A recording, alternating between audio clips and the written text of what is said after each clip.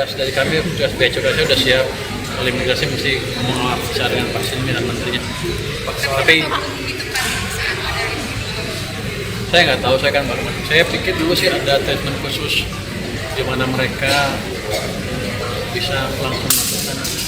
Saya nggak ngerti kenapa nggak ada imigrasi ya, sama bea cukai. Itu mungkin ada kesalahan kebijakan di situ yang harus diperbaiki. Selamat siang teman-teman. Ada yang mau ditanyain? Pak, Nah tadi pengecilan bayar pajak itu nanti strateginya bagaimana supaya nggak terjadi lagi? gimana? Kasus pengecilan pembayaran pajak Pak. Cicilan. Yang di kejaksaan Yang di Kejagung Pak. Yang di Oh, Kejagung. tax amnesty ya, kita lihat perkembangan seperti apa. Kejaksaan Agung kan sedang meriksa ya. Saya sih nggak ikut campur, kita lihat aja datanya seperti apa, dia seperti apa. Tapi kalau saya lihat kalau tax amnesty kan itu kan pengampunan pajak. Nggak terkait teks amnesty Yang penghasilan pajak Pak. Oh yang pengecilan yang mana? yang diperiksa Kejagung bukan soal teks amnesty Pak, jadi soal pengecilan pajak. Dalam pajak dari Jadi nilai pajaknya nggak sesuai sama pajak yang sah. tahun berapa itu? 2016 sampai 2020 Pak.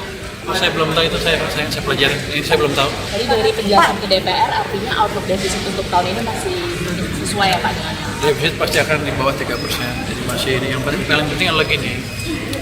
Ketika kemarin ekonomi melambat, Anda kan tahu sampai September melambat sekali sampai rakyat turun ke jalan karena merasa hidupnya mulai tertekan. Ya otomatis kan pajaknya juga artinya bisnis juga melambat kan. Pajak juga melambat. Nah, waktu itu ketika seperti itu saya nggak bisa naikin pajak. Kenapa?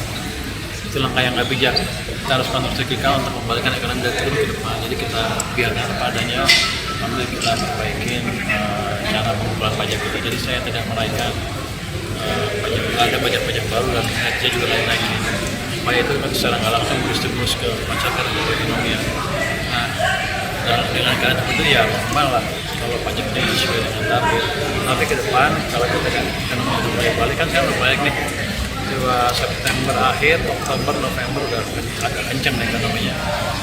Dan tahun 2026 nanti juga udah lebih bagus lagi kalau kita bisa jaga momentum pertumbuhan yang tadi terjadi. Artinya masalah pajak bukan masalah isu besar lagi. Pak pajak Yang kita lihat adalah kita jaga defisitnya di bawah 3% PDB. Selain reformasi di bidang ada kortex ya update berapa outlook shortfall pajaknya berapa? Ada, tapi nggak akan saya kasih Anda. Yang saya jaga adalah anggarannya berkesinambungan dan dampak ekonominya masih cukup besar. Kamera Pak, Lapser kan 4,2% pas shortfall itu masih sama atau? Kenapa? Kalau dari Lapser dibanding APBN itu 4,2%, masih segitu shortfallnya Pak. Mungkin di kisaran segitu, nanti kita lihat seperti apa. Kan Oktober, November, Desember itu udah beda kan kondisi ekonominya. Saya pikir sih akan lebih baik dibanding perkiraan sebelumnya. Selain soal pelabuhan, kortex, apalagi reformasi perpajakan yang mungkin akan coba ditekankan biar tidak ada manipulasi pajak lagi di kemudian hari Pak. Di fokus Kita akan perbaiki cara pengumpulan pajak itu. Konteks lagi betul, sebenarnya lagi betul. Nanti saya juga akan turun ke bawah tuh. Setiap nanti pajak melihat masih masalah yang menghadapi. Tapi kalau sekarang mereka kan nggak fair juga. Kenapa sebelumnya kan ekonominya susah. Kalau lagi susah orang dikejar juga susah. Kan duitnya nggak ada, untungnya nggak ada. Kayak gitu kira-kira. Jadi jangan menilai pengumpulan pajak seperti dalam keadaan nah waktu itu kita ekonominya menurun. Kalau angka itu cukup signifikan.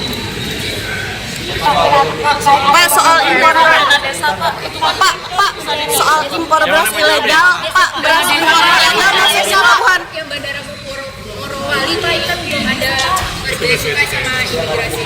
Nanti kalau kita diperintahkan kita taruh petugas dari kami, petugas bea cukai sudah siap. Kalau imigrasi mesti ngomong bisa dengan vaksin dan menterinya. Tapi saya nggak tahu, saya kan baru masuk. Saya pikir dulu sih ada treatment khusus di mana mereka bisa langsung masuk sana. Saya nggak ngerti kenapa nggak ada imigrasi ya, sama bea cukai. Itu mungkin ada kesalahan kebijakan di situ yang harus diperbaiki. Bapak soal BMK dana desa. Saya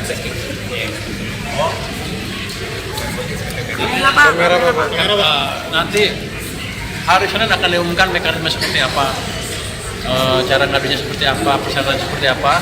Nanti kan kita pilih yang mana yang kita bisa bereskan lebih cepat. Minggu depannya saya mulai sidang dengan para yang ngadu tadi. Nanti kita akan panggil yang ngadu siapa, yang diadukan siapa, atau ada pemerintahnya. Kalau di pemerintah kan kementerian yang mana yang menghambat program mereka, nah kita bereskan. Atau kalau bisnis itu bisnis juga sering kan, bisnis satu berantem dengan bisnis yang lain juga sering, kita damaikan di situ, kita beresin di situ. Yang penting investasinya harus berjalan dengan baik. Nanti kalau di situ nanti ada peraturan yang mengganggu, nanti kita perbaiki dengan lewat Pokja 3-nya, Satgas 3-nya. Pak, soal beras impor ilegal itu masuk di Pelabuhan Sabang sama di Pelabuhan Batam, itu bea cukai gimana caranya untuk kita akan beresin. Jadi bea cukai saya udah panggil mereka, bukan kita rapat internal ya. Kita bilang, kita diskusikan dengan mereka, saya bilang begini, image bea cukai kurang bagus di media, di masyarakat, pimpinan kita teratas, di pimpinan tertinggi kita. Jadi kita harus perbaiki. Yang mana kameranya? Depan Pak. Jadi kita harus perbaiki dengan serius. Saya bilang dengan mereka, saya sudah minta waktu ke Presiden 1 tahun untuk nggak diganggu dulu. Saya biarkan saya beri waktu saya untuk memperbaiki bea cukai. Karena ancaman serius. Kalau kita bea cukai nggak bisa memperbaiki kinerjanya dan masyarakat masih nggak puas, bea cukai bisa dibuka diganti dengan SGS seperti zaman dulu lagi. Jadi sekarang bea cukai, orang-orang bea cukai mengerti betul ancaman yang mereka hadapi. Jadi mereka sudah amat semangat untuk memperbaiki kinerja mereka. Dan kita sudah mulai terapkan AI di stasiun-stasiun bea cukai. Jadi nanti under invoicing akan cepat terdeteksi sambil kita perbaiki yang lain. Jadi kita pelajari betul. Jadi sekarang cukup baik kemajuannya. Saya pikir tahun depan sudah aman lah. Artinya bea cukai akan bisa bekerja dengan baik dan profesional. Ada potensi nggak? Karena gini saya bilang, kalau kita gagal memperbaiki nanti 16.000 orang pegawai bea cukai dirumahkan. Jadi mereka orang bea cukai pintar-pintar dan siap untuk merubah keadaan. Berarti tidak ada potensi ada baru dana desa Pak, itu kan pencairannya cuma bisa dilakukan setelah des berdiri apa di desa itu gimana? Siapa ya? Aturan siapa tuh? Aturan yang saya tahu ya itu dana desa kan sebagian dipakai untuk bayar operasi mereka. Nanti kita lihat seperti apa ininya. Tapi pada dasarnya yang ada di tangan saya sekarang adalah dari 60 triliun 40 bahkan ternyicil pinjaman operasi desa berapa KDMP maupun operasi kelembagaan.